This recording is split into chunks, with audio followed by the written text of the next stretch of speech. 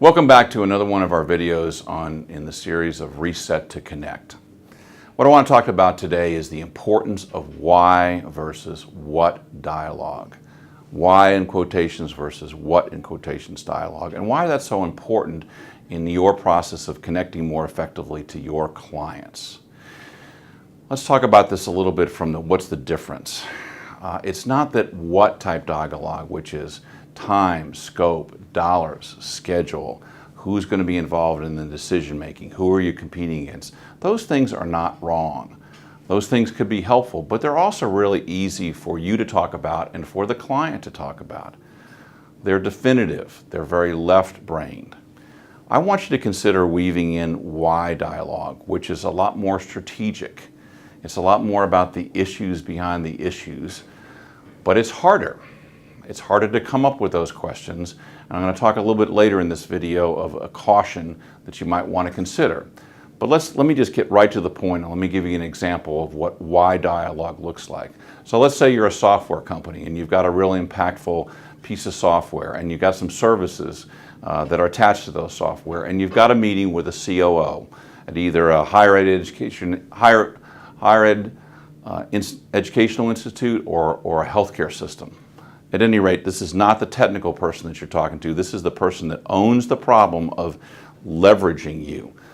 Mr. Simpson, we really appreciate visiting with you, and as you can tell, we've done a lot of research about how you might be able to use our company's software and the services that are attached. We've talked to a lot of other people that work within your system. We've really done a lot of homework, and we feel pretty confident that you can leverage us, not just hire us.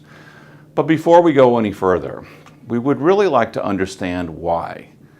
Why do you even want software? Why did you originally put out the RFP?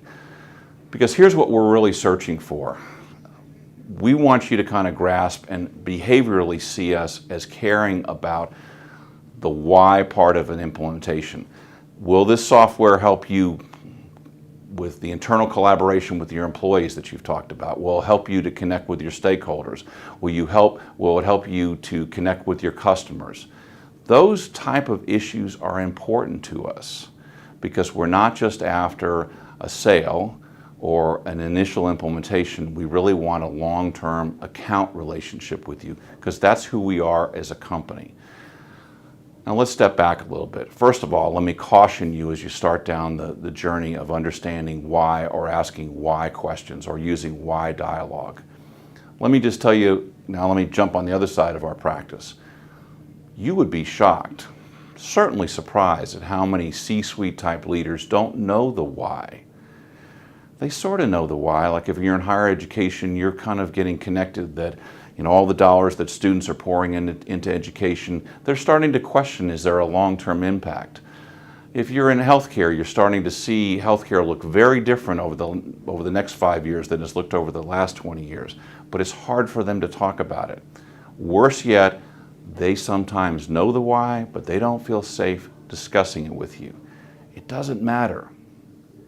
They need to catch you at asking why, because it's a real important behavioral, listen to that word, behavioral way for them to judge that you want to connect and have a longer term relationship with them. Let me leave it with this last punchline. In our experience over 9 years of practice, 9 times out of 10, if you weave why language into the way that you connect with a client, you're going to end up with an account. Not just a sale, not just a project. And that's what our practice is about. So thanks for listening, and be safe.